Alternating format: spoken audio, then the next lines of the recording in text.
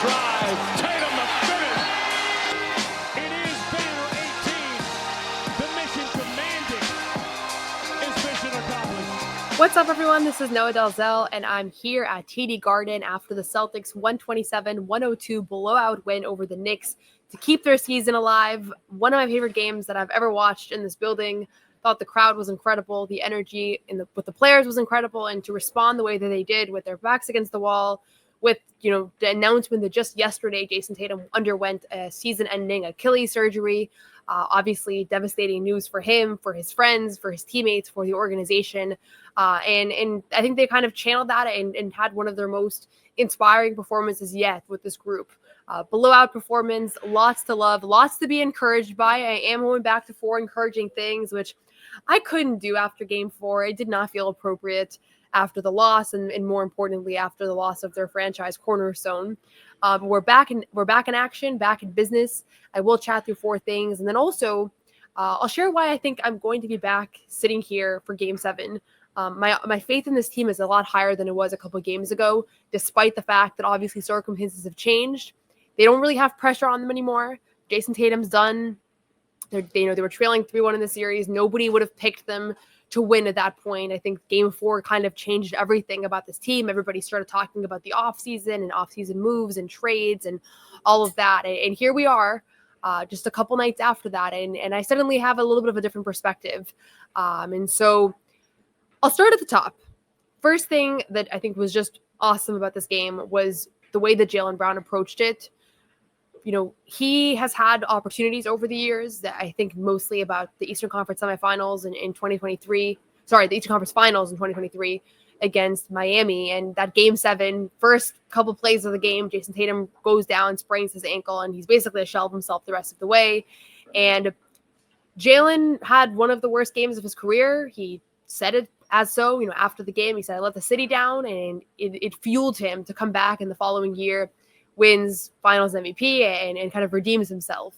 He had another opportunity tonight to kind of show what he can do in Tatum's absence. And already this postseason, his best game so far this playoffs came in game 2 versus the Magic. That was when Tatum missed that game with the wrist injury. And he had 36 points on 12 of 19 shooting. And this game really resembled that in a lot of ways. He didn't have 36. He had 26 points, 12 assists, 8 rebounds. He was a plus 28 in his minutes. And probably the most impressive side of what he did was on the defensive end. And so what was most impressive to me was his approach to only take 17 shots with Tatum out. He could have put it all on his back and said, hey, I'm going to go for 40. It's the only way to kind of keep our season alive. He didn't. You could tell from the first play of the game that he was looking to, facilitate. He was looking to kind of get a nice offensive flow, push the pace. And Derrick White carried a lot of the load, and I'll talk more about him. But from a mindset standpoint, you could tell that he approached this one right. He didn't feel like he had to be the hero. He didn't feel like he had to do it all on his own. And in turn, he put together one of the most complete games that he's played this season. And in a critical moment, and to do it on both ends, he never lost focus, diving out of bounds, going after loose balls. You could just tell that he did not take a play off in this one. And obviously that's always the goal, is right, to minimize the amount of plays you take off. But it's human nature, especially when you play the minutes that he plays and the shoulder the load that he does. But in this one, you could just see the desperation. You can see the pride. And it starts with him, because ultimately, now that Tatum is out, he's their guy. Like, he's going to be their guy next season. There's a ton of responsibilities, a ton of pressure on him to lead. And tonight, I wrote about it this morning, but this was an opportunity for him to show that he can thrive as the number 1 guy. And he's done it over the years. Like I said, his best game so far in these playoffs has been without Tatum. And a lot of people thought no Jayson Tatum means that now OG Anunoby is going to be on Jaylen. They're going to put even more pressure on him. He's going to lose the ball even more. But really, when he has these games with all the live ball turnovers and the erratic drives, usually it's less about what the defense is doing. It's less about, they're doubling him and throwing some crazy scheme at him that he doesn't know how to handle. And it's more about the way that he's approaching the game. And he's kind of forcing the issue a little bit too much, or playing outside of the flow of the offense. I thought in game 4, he didn't really play within what the Celtics were doing. And part of it was that they were doing something that was not super sustainable. Like, the shot making from Tatum was not going to be sustainable through a whole game or a series, and you saw that catch up to them later on. But in this one, he did it within the flow of the offense. And again, 26 points is not a mind-boggling number for him at all. But it's definitely the best 26-point game that I've seen him play because he did everything for this team today when they needed him most. So the encouraging thing for me is not just tonight. It gives you a glimpse of the future of what he can look like the rest of the series. And maybe it's a series that will go one game. I think it's going to go two. But also beyond that, it gives you a glimpse of what he can look like next season. Because everybody's talking about what is this team going to look like without Jayson Tatum. And I really, truly believe that he is going to surprise a lot of people that have doubted his ability to be the number one option. There are obviously limitations to his game. There are limitations to everybody's game.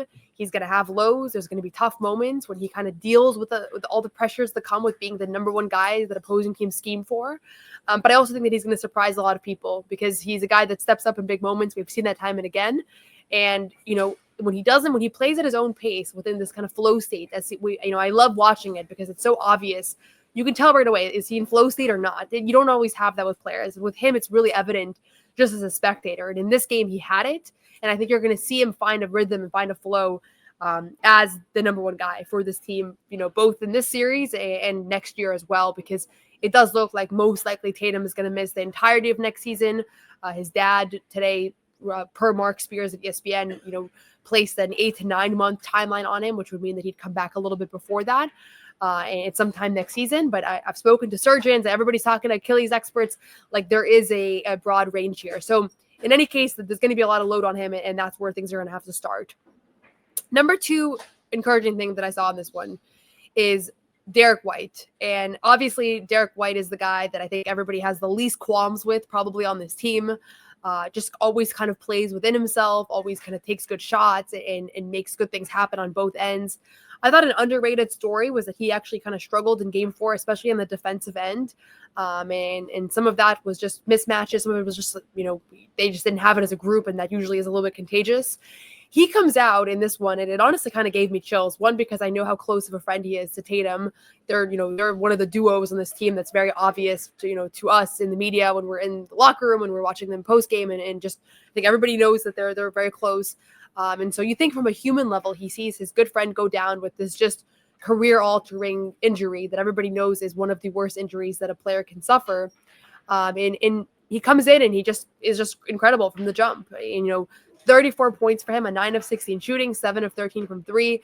Most of the damage done in the first half, early on, like they really didn't have much of an offense, but Derrick was hitting everything, and that was kind of similar to what he was doing in the beginning of game 4. But there are a lot of questions around, do they have enough without Tatum, right? Do they have enough to continue here beyond just tonight? Can they win game 6? Can they win game 7? Can they win the series and move forward? And then what, right? Derrick White's going to have to become a star for this team for that to happen. You're pretty much down 2 guys, 2 of your top 3 scorers, right? Kristaps Porzingis, a shell of himself throughout this entire postseason, and especially in this series, and especially tonight. Really rough 12 first half minutes from him. He was a minus 12 in a game that everybody else was a plus double digits. And Joe Mazzulla said at afterwards that he basically couldn't breathe, and so they made the decision together that he wouldn't play in the second half. And Luke Kornet played in his place and was just incredible, and I'll get more to that. But they're down Porzingis effectively, and they're down Jayson Tatum, and that's 2 of their top 3 scorers. Who else is the top scorer on this team, right? Right now in this postseason, Derrick White and Peyton Pritchard are next up. And so you are going to need to see Derrick White to continue to put together these kinds of performances. He's a great 3-point shooter. He was 7 of 13 tonight. He's been a great 3-point shooter for this team. He's now the franchise's all-time leader in 3-pointers made in a single season. He set that record this season. And he hits clutch ones. Everybody knows that, right? That's his reputation. That's been a big part of his game for a long time. And especially, last year's playoff run, he had so many big quintessential moments during the season he does. And so when there's this question around where are they going to get the offense, I still think it's all about the defense. And tonight they held New York to 102 points, and they fouled out Jaylen Brunson. And there was a lot of good things they did as far as attacking those guys too, but they're still going to need to generate points. 127 for them in this series is an incredible amount. And you look at the top, who was their leading scorer? It was Derrick White, right? Who had just a monster performance. And they really, really needed it because early on it was looking a little shaky. I started thinking to myself, I don't know if they're going to be able to pull this out. I started thinking, I think this might be it. This might be the last game of the season. And Derrick hit threes that gave them a fighting chance. And then from there, other guys kind of took on and took over and kept this thing afloat. So am I surprised that Derrick White just scored 34 in this game? No, we've seen him do it time and again. He scored 30 points in the first game of the playoffs against the Magic. He was massive in a closeout game against the Heat last year. I think he had a 40-point game as a Spur. So he's been doing this for a long time. And obviously, in some games, he doesn't get the touches. And I thought that he struggled this season when Porzingis came back in the lineup and they were fully healthy. And suddenly he doesn't have like a rhythm going here for him today. But today he was one of 3 guys that attempted at least 16 shots. That's going to probably continue to be the case for him. And it wasn't just the offensive end. He was awesome defensively as well. And that part's not a surprise, but he did kind of bounce back really well from that game 4. I've noticed whenever he has a defensive game where he struggles, he typically responds very well on that end. Like people think about offensive slumps. If he has a game where he just doesn't have it with a certain guy. I'm thinking back to 2023 versus Jimmy Butler, who kind of went at him over and over again. He bounces back just like a shooter would bounce back after a bad game on the offensive end. So again, game 6, I expect more of the same from Derrick White. He has become one of their most reliable scorers. They're going to want to take it away. I think if you're New York, you're going to want to take away the 3-point shots. In this game, they shot the ball really well, 22 of 49, 45% from 3. They needed it, but again, they won by 25. So that's not the reason that they won this game. They didn't win because they shot lights out, right? That was helpful to them, but I think that it was a lot more than just that. But again, if you're in New York, you're going to go back and you're going to say, we got blown out twice in 5 games so far. Both of those games, they were really killed by the 3-point shot. So that's going to be a point of emphasis. But he's too good of a player. You can't really eliminate him. You can't take him out of these offensive sets. So I expect to see more of that. And that was really encouraging to see how he kind of slotted into that second star role. Number 3 thing I'm going to bring up is Luke Kornet, who honestly, it's hard to he probably should have been number 1, but he doesn't get a ton of run in the first half. He hasn't gotten a ton of run in the series or in this postseason. He played 9 minutes in game 4. And I think a lot of people were frustrated because it did look like he was just watching him. He was impacting this team much better than Porzingis has been. Porzingis is struggling right now on both ends. He's getting exploited defensively, offensively. He has no touch around the rim, missing layups, missing free throws. I don't think that he's giving them anything. I think he's a liability for them right now. And I really feel for him because this illness has just been, confusing to us, up and down. He told us after game 4, he's sleeping all day. He's trying everything, IVs, vitamins, food, diet, everything to kind of put himself in a position to help this team. And he's just not able to do that right now. But Luke Kornet is. And Luke in his minutes today, he played the entire third quarter. I was so happy to see him out there on the third quarter. I didn't know that Porzingis wasn't going to play at all, but it was obvious from his first half minutes, and he didn't play in the second quarter, but it was obvious from his first half minutes that he was helping this team, right? He finishes this game with 10 points, 9 rebounds, and 7 blocks. 7 blocks, right? I think 5 or 6 of them were in that third quarter, blocking 3-point shots, protecting the basket, didn't miss a shot, 5 of 5 around the rim. So just a perfect game from Luke Kornet. And he has this way about him. I think Al has a similar thing about him where when he's on top of his game, the way that he plays, it's always team first. It's always setting picks and trying to get other guys open. He'll get his points. He got 10 points in this one, but it's not, they're not running plays for Luke, right? He's not trying to get his. And so there's something about his personality and his kind of approach on the floor that just energizes this team. I mean, I was watching the bench reactions to every little thing that he does is just, they are mesmerized by it. And so he has this innate ability to inspire. And I think Al Horford has a similar one. And over the years, that's carried the Celtics in a lot of big moments. Luke really salvaged this game for them. In that second half, it was tied at the half. They won this one by 25. He was a massive reason why. Defensively, he impacted everything. At one point, it looked like there was 3 of them out there. And then on the glass, 9 rebounds in 25 minutes.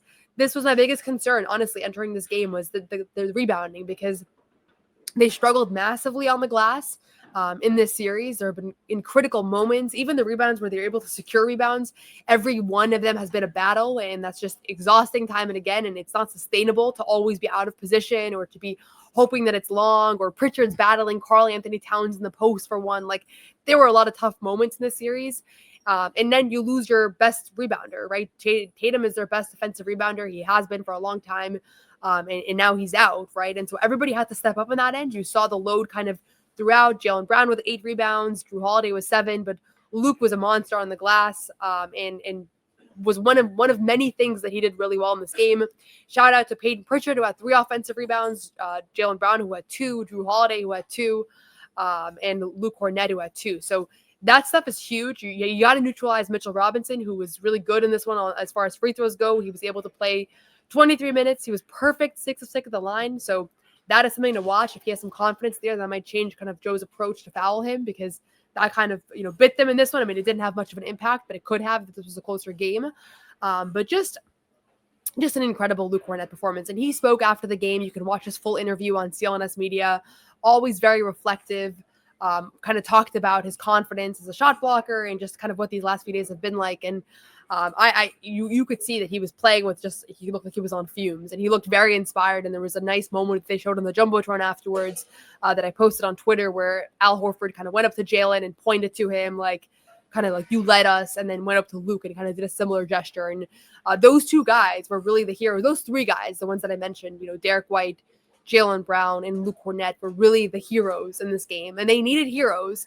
And I did a pregame preview, and I said, this is Jaylen's opportunity. With Porzingis, he's either going to have to be great, or they're going to have to turn to Luke. So both of those came to be. And then the third guy that I called for, and I will give this guy a shout out, it was Peyton Pritchard, who again continues to deliver offensively. Like, he continues to show that he's not a liability on the floor.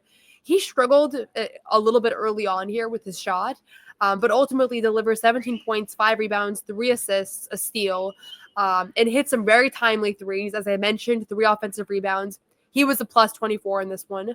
And he's going to continue to play a heavier load, 39 minutes off the bench for him. That's the second most minutes of any player in this game. And this is a guy that has been played 24 minutes or less in 3 of the first 4 games in the series. Now you're seeing him play more than Jaylen Brown played in this one. So the load on him is massive. I think it's going to continue to be massive. Part of why they went to him early is because Drew Holiday was in foul trouble. So they kind of made that substitution pattern earlier on. That's what Joe Mazzulla said after the game. He has kind of maintained that in the moments where Pritchard has played more. That's what he's pointed to. But at the same time, I think they're recognizing that there's an offensive upside with him that right now they need more than ever. He has been their most consistent 3-point shooter this season and continues to, even in this game, 5 of 14, definitely miss some ones that he normally makes. But listen, 5 of 14, like from 3, that's 36%. Like that's fine, right? If that's what they can get from him, they'll take that. Everybody shot well in this one. Jaylen was 3 for 5. Jaylen passed up some okay looks for much better ones. Al was 2 for 3. Derrick 7 for 13. Drew 2 for 3. Sam Hauser makes his much anticipated return, 2 of 5 from 3 in this one. He missed the last 3 games, and I think nobody was overly excited about Hauser coming back because it was happening at the same time that Tatum was on the injury report for the first time with the Achilles rupture. So it was not the most thrilling thing to see that he was upgraded to probable, but hit 2 threes in this one, ate some minutes at wing, which they're going to need. I'm kind of losing the format here, but I loved the 3-guard lineup. They ran the Pritchard, Derrick, Drew lineup a lot more than they did in the first 4 games. I'll look at the exact numbers, once those are out by the NBA, but you could see that was a new wrinkle, and they're going to have to, right? If Porzingis can't go, which right now it's kind of looking like he can't, and you don't have Tatum, like there's only so much double big that you could run. And so I liked the fact that they did that. I think right now Drew, Derrick, and Peyton are 3 of their best players, and so you want them on the floor as much as possible, and that's going to mean that they're going to have to play together. And there's nothing wrong with that, because you saw today that that's when some of their best stretches happened. They were pushing the pace. The pace was just awesome to watch, and it all started on the defensive end. And again, Peyton is a plus defender now. Like, he really is. There's going to be moments where he gets scored on. It's basketball. It happens to everybody. But he competes like anybody else out there. Jaylen Brown really set the tone there. Luke Kornet kind of upped his physicality and rim protection, but it was everybody. Drew Holiday had some awesome plays. Derrick White. Sometimes I watch the way Derrick White recovers, where he's off ball and they're out of position and he goes and saves somebody else. Drew does the same thing. It's really just awesome to watch. But this was a defensive game, and I thought that it started. Joe really stressed it afterwards, but it started with Jaylen's defense, and that was kind of most important. And you could see it spilled over to everybody. And so I'm encouraged from this game. I'm pretty fired up about this one. This crowd was awesome. This was special. This has been an emotional couple of days. I think for me, it was emotional just watching a guy like Tatum in the middle of his prime, as he's telling us he's chasing Larry Bird and all this greatness, to see him go down like that in that much pain, to see all the people around him that are so close to him, kind kind of taking in what was happening in the moment. But now that the dust has settled and Tatum's had a successful surgery and everything, there are a lot of positive indicators. I spoke to an Achilles surgeon who was just so optimistic about the fact that he was able to get that procedure so soon. It's very unusual even for an NBA player to be able to get it the morning after the rupture, and he was able to do it, and he did it with the same doctor as Kevin Durant. So that's encouraging. But this team, I think they could have folded. They could have said, listen, we lost Tatum, we're down 3-1, like, let's go home. Like, this is not going to happen for us. And this was Celtics pride on the line in this one. And it was really inspiring. And it was one of my favorite games to watch. It kind of reminded me a little bit of some of the Isaiah Thomas games where it was just, they had no business competing. And they do have business competing in this series, by the way. Like, even without Tatum, I still think that they are the more talented team. And maybe that's crazy to say, but or at least they have enough talent to win any one of these games, as we saw tonight. But you could feel that this was bigger than just let's execute, right? This was passion, this was energy, this was pride. And you could feel it as a spectator. You could see I'm sitting up all the way up high, watching this game from above, from the upper press row. And I felt like the emotions were palpable. Before the game, I was in the locker room and players were energized. Like, there was not this despondent, somber feeling that I saw at Madison Square Garden. Al Horford was greeting every player by name as they came in. Players were chuckling, showing each other things on their phone. I talked to Baylor Shireman before this one. He was saying, Tatum sent them a message. It was really nice, but they were ready to go regardless. And so I'll have more written coverage on Celtics blog, which you can check out kind of as I go through what these last few days have looked like for this team, what the message was, how they kind of rallied together for one of my favorite Celtics wins ever, honestly. And I do have a little bit of recency bias, but I do think that it's pretty special to come back after such a devastating injury and to put together not just a win, but this kind of win. So I was worried this was going to be my last You Got Boston as far as post-game coverage. I'll be going through the offseason as well, but it's not. Celtics don't have anything on Thursday. If you want more Celtics content, you can watch all of the post-game interviews. Derrick White spoke after this one. Kornet spoke. Joe Mazzulla, Jaylen Brown. They all spoke after this game. And we also have a full post-game show on the Garden Report on CLNS Media, so you can check that out as well. You can subscribe to my podcast, You Got Boston Podcast, on YouTube, Apple, Spotify. Leave a review, leave a rating, leave a comment. Tell me how you feel. Let me know in the comment section how you feel about this game, how you feel about this win. Do you have optimism that they can now do this again 2 more times? Does it feel like maybe they just had enough for one game, but it's not going to be sustainable? I feel much better about this situation than I did a few days ago. It's always easy after the win, but I think you saw a formula for how they can get this done again. They didn't just squeeze one out. They blew out this Knicks team, right? And I don't think they played over their heads. I think they played within themselves. So we'll see. I'm optimistic. Let me know how you feel. I'll have more coverage from Madison Square Garden. We'll do a pregame show on CLNS Media, so subscribe for that. Turn on your alerts. We'll be outside talking to fans. If you're going to be at Madison Square Garden, come say hi to us. We'll be right outside, and we'll have post-game coverage as well. So that's it for now. Thank you as always, and I hope you enjoyed the game and the show.